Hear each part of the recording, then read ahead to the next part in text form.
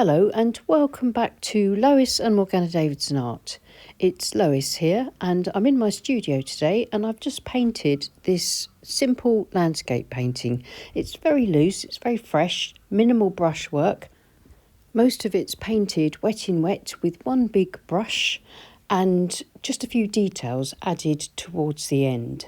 And I'm hoping it's the sort of thing that might inspire beginners and intermediates to have a go at something similar and just to enjoy the suggested detail that these sort of loose marks in watercolour can provide.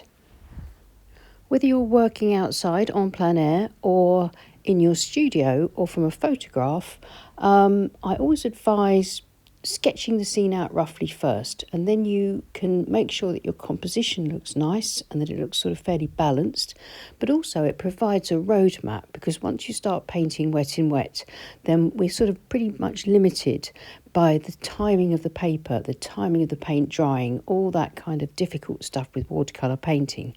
So if we've got this nice roadmap drawn out that we can follow, then it helps us to paint more loosely and more confidently, as it takes the pressure off as we have a plan to follow as we paint. So I'm going to wet the sky in sort of patches. I'm going to wet it where I'm going to have my blue sky and leave it dry where I'm going to keep the white of the paper for my clouds, and then I shall paint around that. I think you can see where the damp paper is. So I'm having my massive clouds over on the right and more blue sky on the left. This is a 1.5 inch Princeton Aqua Elite modeler brush. Any large brush is good for this. It's whichever brush you are happiest with and most comfortable with. I enjoy this brush because I think it's very versatile. It holds a lot of water, therefore a lot of paint, so I can get my washes in really quickly. But I can use the edge, the belly of the brush, the corner, the tips, all sorts of different parts of the brush to create whatever type of brush stroke I'm looking for. And of course, using a large brush like this keeps our painting, and in this case the sky, really fresh, because we're using minimal brush strokes, as this brush delivers a lot of paint where I want it to go. And as the paint runs out on the brush, then I get my paler sky nearer to the horizon line, and then I can use the brush sort of just damp to clean up that edge. You can see that I've painted over my distant hills, and that sky colour over the distant hills will help me to get recession. I've swapped to a smaller, clean, only just damp mop brush, and I'm softening a few harder edges of the clouds. So now onto the land, and I'm going to paint this part of the land wet onto the dry page, so the wet on dry method. Using the same brush, I've rinsed it out, I've removed any excess water by dabbing it onto a kitchen towel, and now I'm using a mixture of sap green with a little bit of burnt sienna, a bit of raw sienna in it, to put in the distant plains of land. Just a little bit forward from the distant hills, which I'll put in later on. But I get the land in first, and then using a richer mix of the paint, slightly darkened and desaturated in places with a touch of cobalt blue, which is the colour that I used for the sky. And then I'm going to be using this darker green and a slightly richer mix of paint to drag across the foreground to create my suggested detail in the foreground, something and nothing. The tree line will be the focus in this painting, which I'm now putting in with an even richer mix of paint. Again, dipping into my sap green, raw sienna, raw umber, burnt sienna, maybe a bit of Payne's grey or a bit of burnt umber, any of those sort of earthy colours, just to get some variety to my tree line. The richer, drier paint will sit on the wet wash, so it won't wash off and it won't create nasty marks. Try not to go into a damp wash like this with very wet washes, because it could create cauliflower runbacks. Always try to remember to work from wet to dry when you're painting. And again, on the damp sky wash, a nice dry mix of paint to just get in some nice, softly diffused but fairly rich canopies for my trees.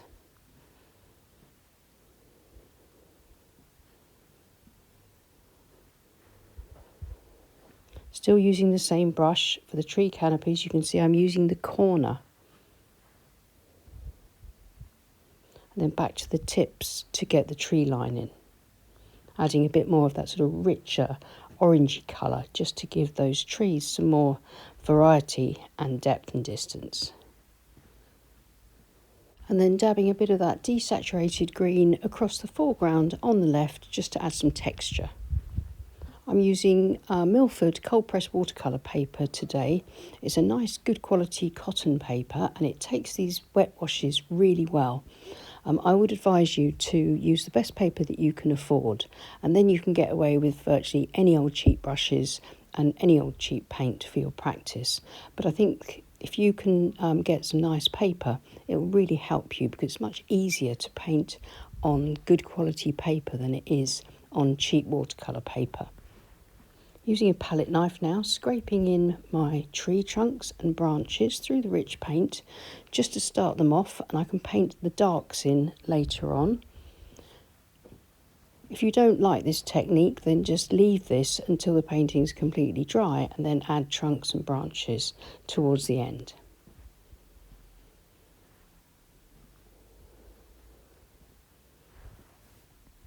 And then just a few grasses and brambles, or suggestions of that, scraped through the foreground where I've got that texture. And hopefully that will then lead the eye into the painting to my midground, my tree line, which is my focus, and then up to the sky.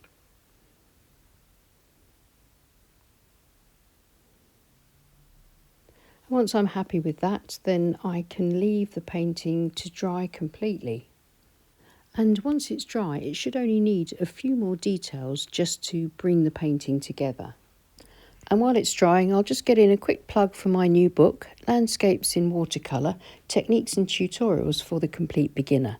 It's now available to purchase from all good bookstores, so check out your favourite online retailer or follow the Amazon links below. Thanks for bearing with me with that, and let's get back to the demo. So here it is, it's all nice and dry. It's a little bit richer in colour than this because things are a bit bleached out in my studio.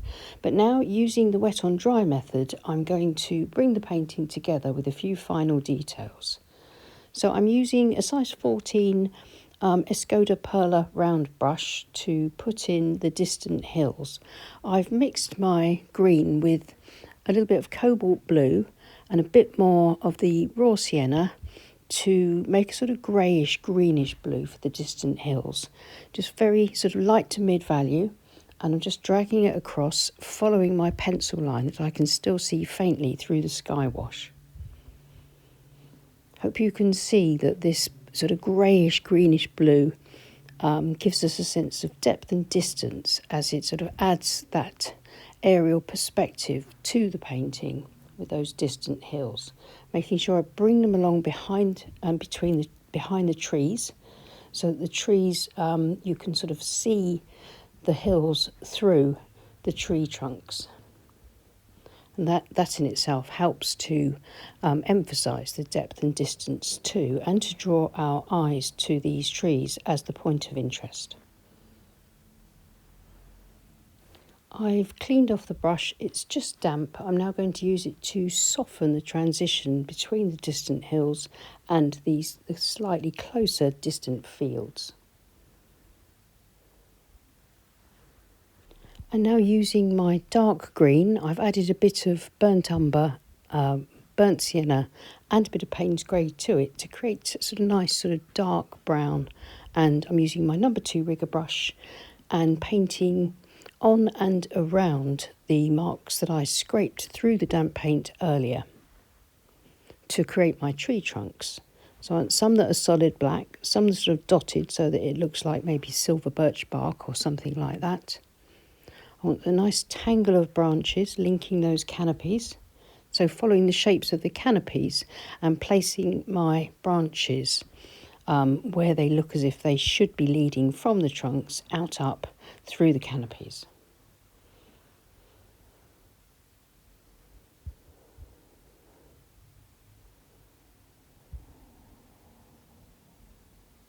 Again, that sky colour you can see peeping between the tree trunks and branches really helps with the sense of depth and distance. And still using the rigger brush and that dark mixture, and then a little bit of burnt sienna for a warmer pop. I'm putting in my foreground brambles or plants, whatever it is that's just showing up across the foreground. This actually helps as a leading in device to lead the viewer's eye into the painting. The eye just runs across the plants, across the foreground to that tree line. So just that little amount of detail carefully placed across the foreground just finishes the painting off nicely.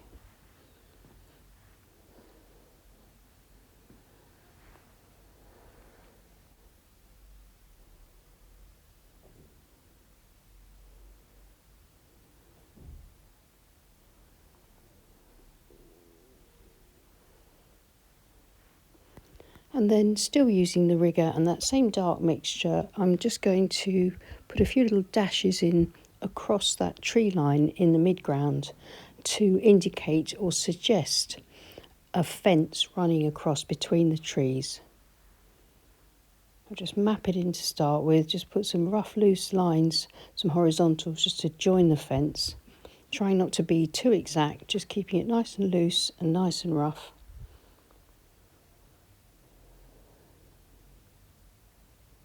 I'll just zoom you in a little bit as I just finesse a few of these posts just a little bit more.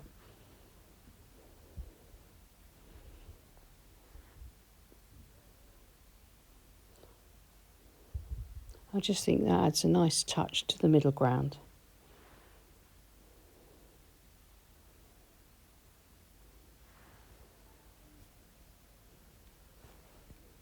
And I think I'm quite happy with that. I could put a lot more detail into the middle ground, but then the painting will become less loose. I like it at the moment because the brushwork is very loose. There's just streaks across the foreground creating the grass, just dabs of paint to create the trees. The only real detail here is the fence posts and the tree trunks. And I think that's the trick with a loose painting, is to suggest the detail. And this is where our sketch that we do at the beginning really helps to give us that structure, because then we can keep our brushwork really loose, knowing that we've got a firm foundation for the painting. I'm just going to put in a few more little marks and dashes, little lines into that sort of group of trees. I thought it just needed darkening up in a few places, and a few branches just added here and there just to finish it off.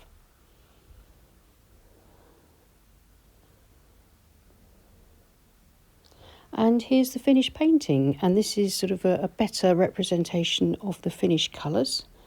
And I hope you enjoyed seeing how much work that one brush did in this painting. It's just a couple of brushes used alongside to put in a bit more detail towards the end, but just about all of it was painted with the large Princeton Aqua Elite wash brush.